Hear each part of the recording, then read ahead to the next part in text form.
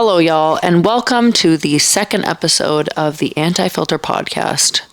I'm not really sure what to do for this intro here because if you're wondering what's going on, we now have one host, and the host is me. Some interesting events have transpired over the past few weeks.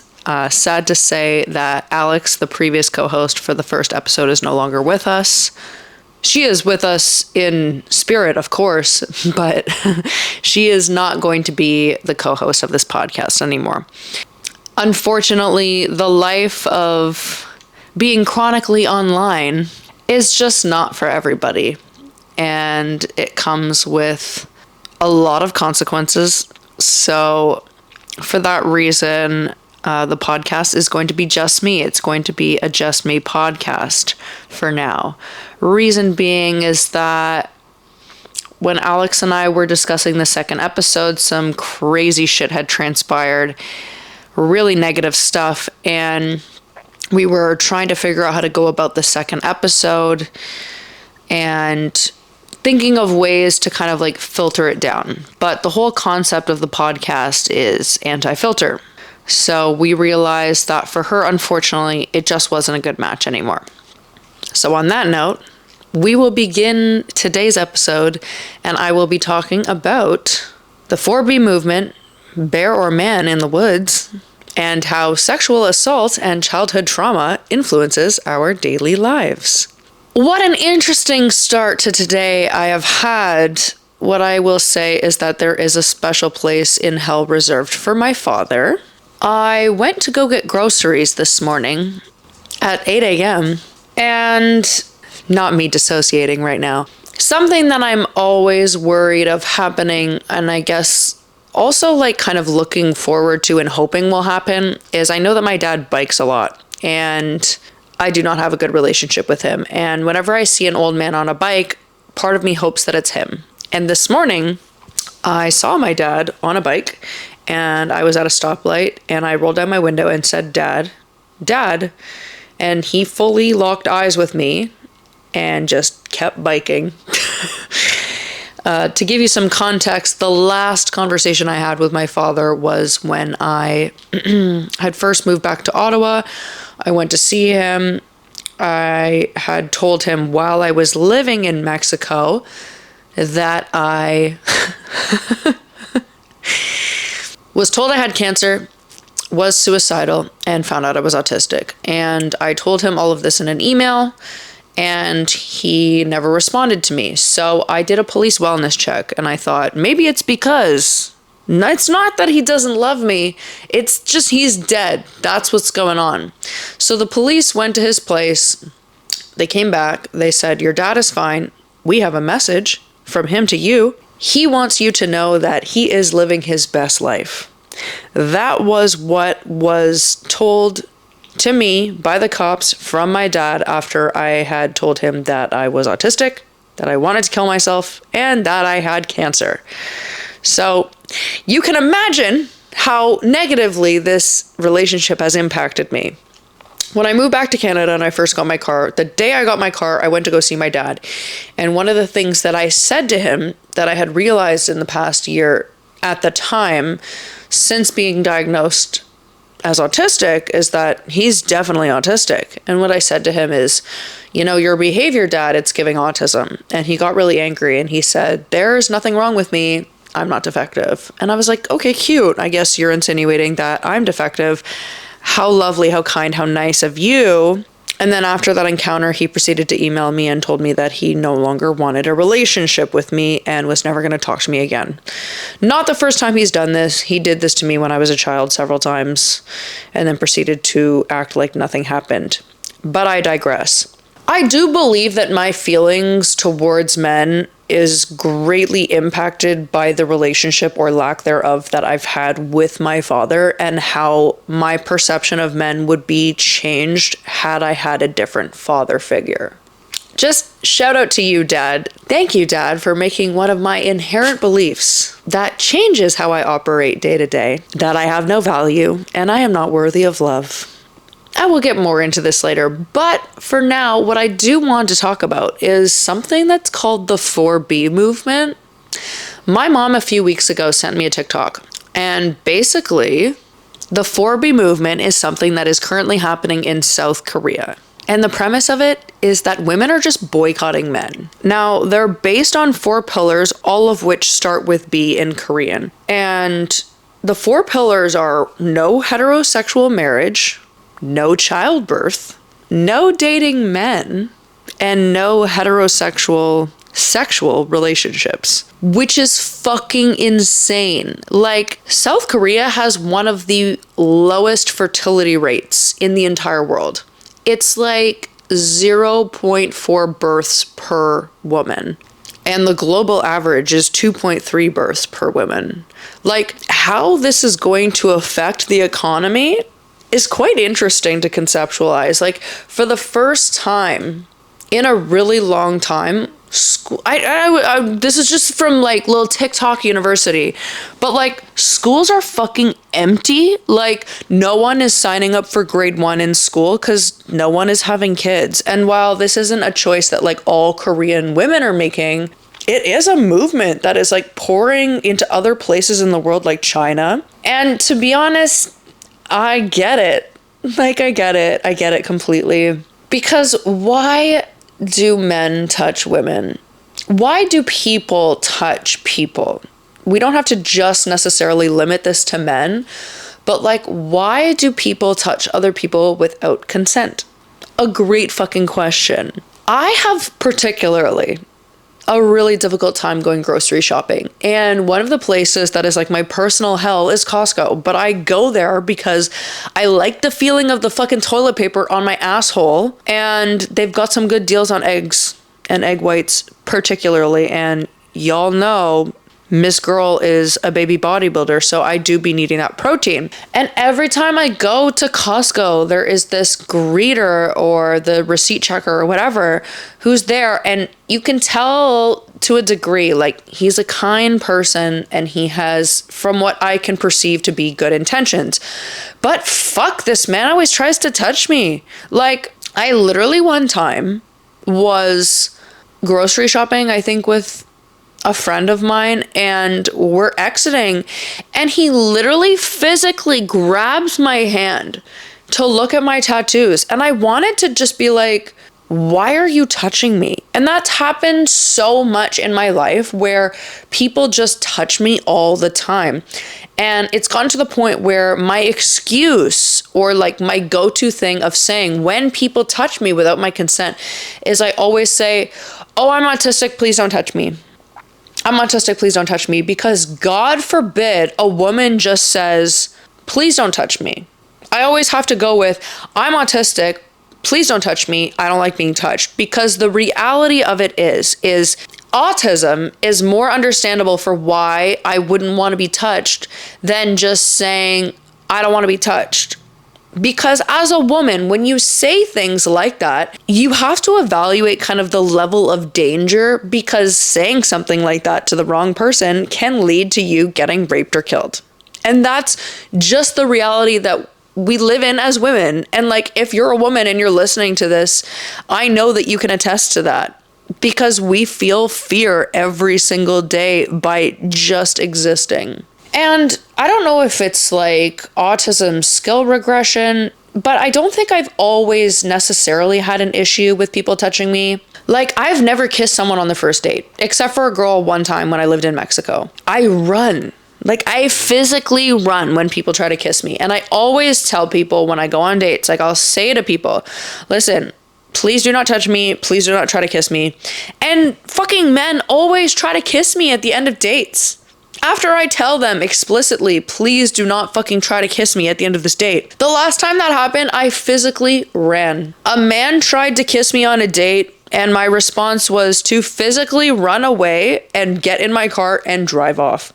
And I'm like, bitch, I fucking warned you. Like, why are you texting me being like, hey, what happened? Like, not me texting and being like, oh, I'm so sorry. After I told you explicitly not to fucking kiss me, not to touch me, not to try, not to attempt to kiss me. But again, I don't think I've always been like this. Like, I've always wanted to be touched and loved. I think throughout childhood, but my parents were never physically very loving towards me, never really physically showed me a lot of affection. Although I didn't particularly want a physically intimate relationship with my dad, I guess. I don't know. Things have always been weird with him. When I was a child, my mom told me that if anyone ever touched you inappropriately to tell me. So he was rubbing my leg one time and I felt like it was weirdly sexual. So I told him he was molesting me, and his response was to call Children's Aid Society on himself. And then they came to my house and did a home visit. If that's not fucking autism, I don't know what is. And autism you get from your dad. So shout out to you, Dad, for all the fucking childhood trauma, for not actually molesting me. I don't know. There's some weird fucking shit. Some very, very kind of strange things that occurred in my childhood. Looking back on it, an ex-friend of mine used to always joke about, she'd always be like, I do shit, and she'd be like, well, it's because your dad molested you. Dark humor for the win. Anyway, I'm thinking back to when I started reacting differently to touch, and I think that it was when I was around 14 or 15, and I had this cunt of a stepdad named Harry. Shout out to you, Harry. Fuck you. And he would make comments about and grab my ass or slap my ass or grab my tits in front of my mom. Because the thing is that my mom, Harry, and I used to always smoke weed and drink together. So there were a lot of very kind of blurred lines. And I think that it was around that age when I started reacting differently to touch. But I also was very hypersexual. And I think that stemmed a lot from BPD. A little bit ago, I put a video out asking if anybody knew if there was a correlation between late diagnosed autistic women and hypersexuality. And someone brought up how there is actually a correlation between BPD and hypersexuality, which can be a very challenging aspect of BPD for a variety of reasons. Because it can lead to things like risky sex, which can be dangerous. It can also result in you having sex with multiple partners or multiple people, which can also be dangerous for a variety of reasons. But it can also manifest as using sex as a coping mechanism. So there were also some overlaying things where I know that masturbating can be used within autism as stimming, as a way of self-regulating. But there is definitely a correlation between BPD and hypersexuality. I have always been very hypersexual. Even as a child, I was doing some weird little experimenting, weird little things, weird little gay things with friends of mine.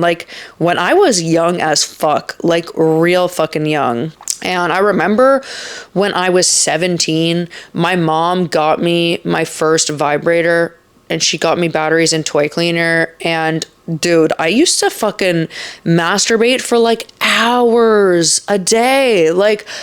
I was gonna say I was a cum queen, but I was not a cum queen because I didn't cum for the first time until I was 27. Thank you, Timothy Chalamet compilation videos on YouTube, I guess. I don't fucking know. But when it comes to hypersexuality in BPD women, it stems from a lot of deep-seated psychological issues. Thank you, Dad. Thank you, childhood trauma. And that can come from places like fear of abandonment, low self-esteem, and validation seeking. And I don't know. It's something that I've tried to evaluate. Am I hypersexual because that's just ingrained in me? Am I hypersexual because I'm seeking validation because of this inherent belief that I'm unworthy of love and I have no value, and I believe that the only thing that I can offer is my body? Is it because in the past that's all that I'm taught that I'm worth? It's interesting because in all of my past relationships, except for one, all of my previous partners did not have a high sex drive. And it's something that I'm making sure that in the future, if I ever were to have another partner, I need my sex drive to be matched, because it's really fucking hard having a relationship with somebody as a hypersexual person who just never wants to fuck you, because it's a really big shot to your ego.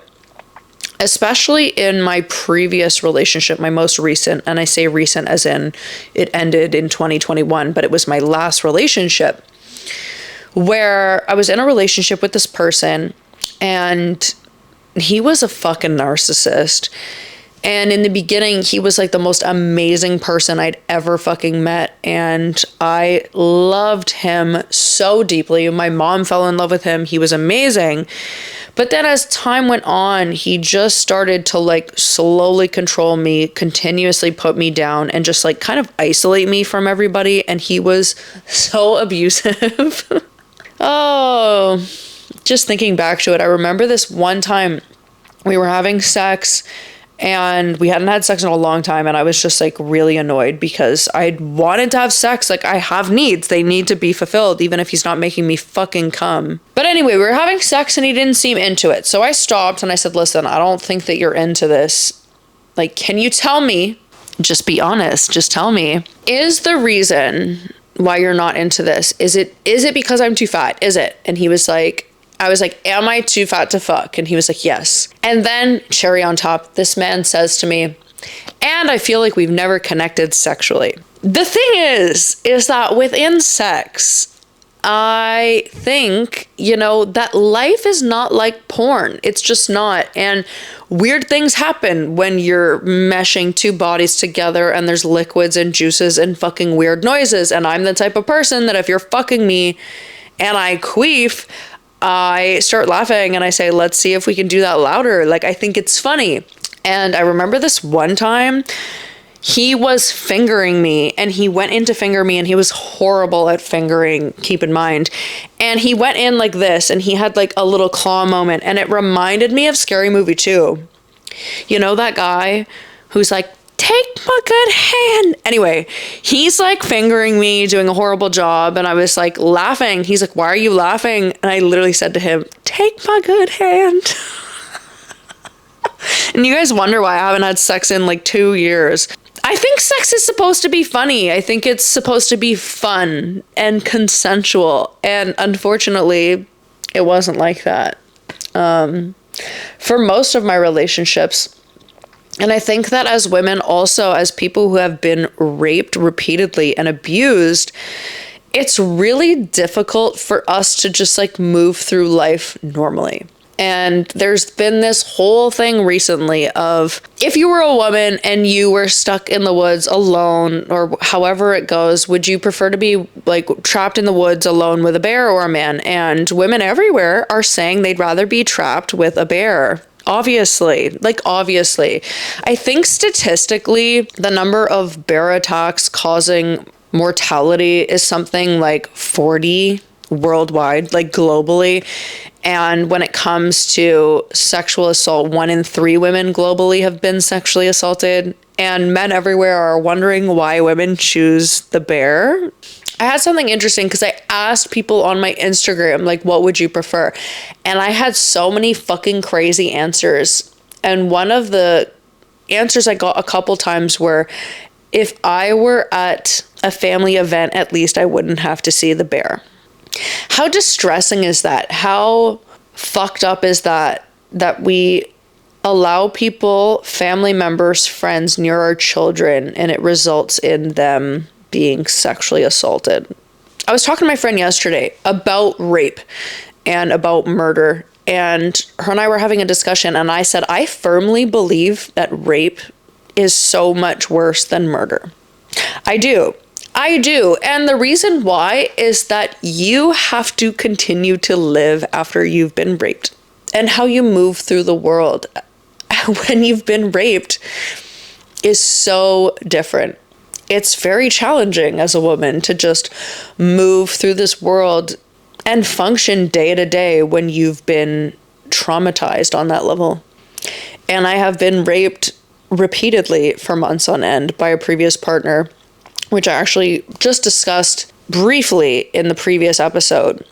And I remember a few years ago, as I said before, getting off my medication and calling him out on Instagram. And him and I actually had a conversation about it where he did admit to the rape. And he said, it happened once when I was drunk. And I said, no, it happened repeatedly for months on end. And he was like, that's a complete lie. Here's the thing. As women, first of all, when you're having sex, your vagina opens up when you're aroused to accept the fucking dick.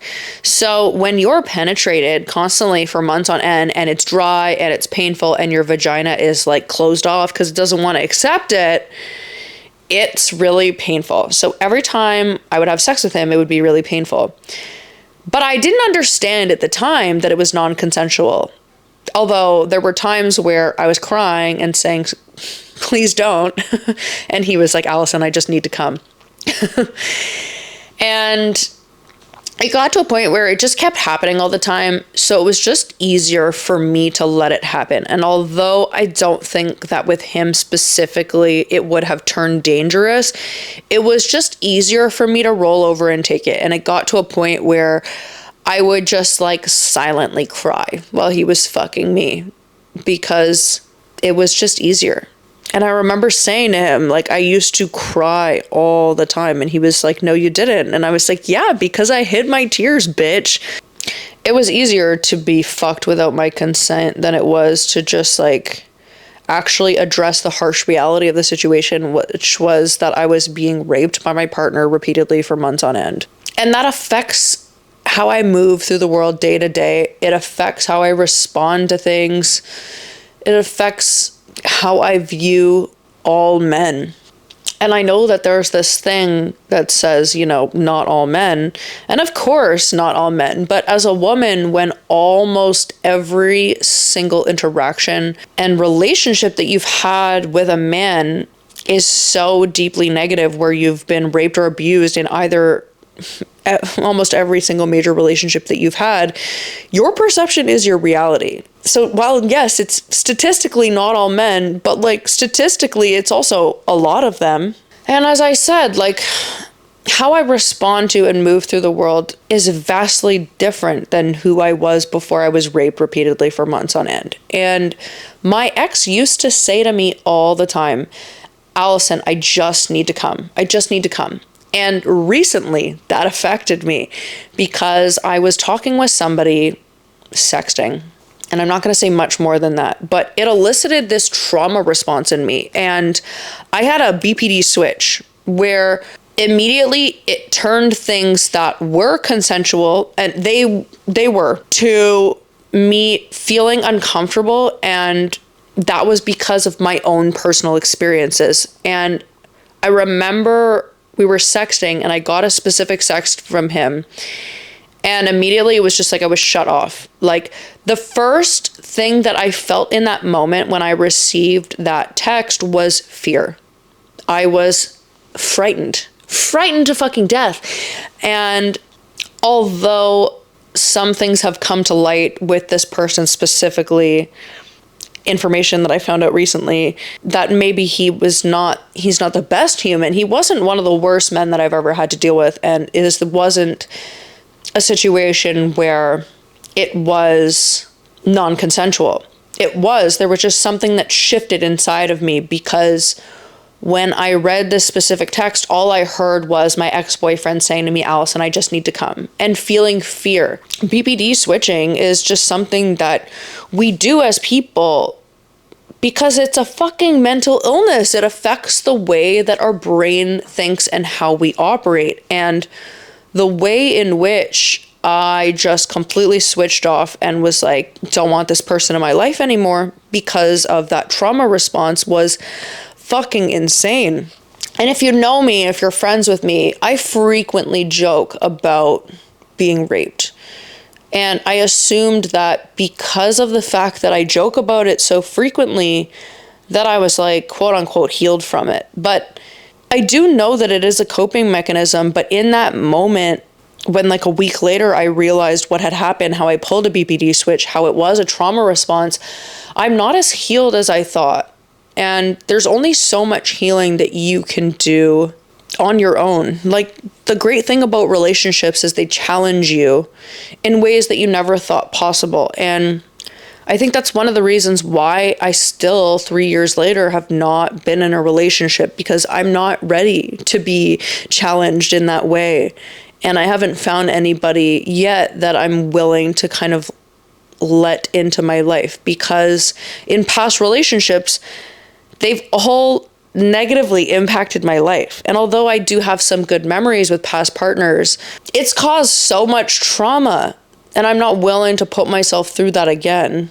And I think that the BPD brain it frequently tells me to leave before I'm left, to leave before I get abandoned, because to someone who has BPD, that's just inevitable. Like, we will be abandoned, and I've been abandoned by so many people in my life. So it's something that I do as like a coping mechanism, as something that I do to feel safe.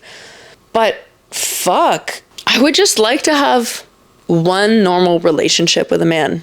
It would be nice. It would be so nice to just move through the world and not be affected by this trauma. But that's just not how she goes. That's not the way the cookie crumbles, babe.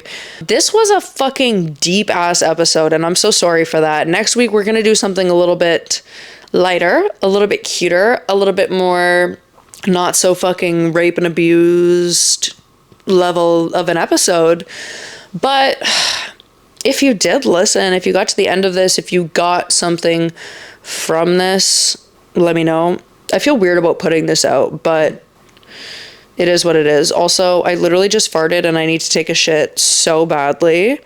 Like, not me talking about being raped and then being like, sorry, I need to end this podcast because I have to take a massive shit. Anyway, if you're listening on Spotify or Apple Podcasts, if you could take 20 seconds and give me a 5-star rating, it helps the podcast get to more people. If you're listening on YouTube, thumbs up, subscribe, like, share, comment, whatever. I don't fucking know. All I know to be true is I was gonna like put like a little helpline in here, like a rape crisis line, if you will. But to be honest, my experiences with crisis lines have never been positive. So my leaving words, I guess, if you have experienced sexual assault on a very serious note, I'm so sorry, and you're not alone. And I know that not being alone in your struggle doesn't make it any better to be like, yes, other people have been raped as well, but hopefully it'll make you feel less alone. And I think that's it. I think that's the second episode of Anti-Filter Podcast. I don't really know what the intro is, what the outro is. It's going to take some time to figure this out. I'm not really sure what I'm doing here. All I know is it's just me, and I'm fucking yapping about whatever's kind of happened that week or whatever's coming up for me. So if you're here, if you're listening, if you got to the end, I deeply appreciate you. And I think that's it. I don't know. I'm going to go take a massive shit now, and I'll see you guys next week. Episodes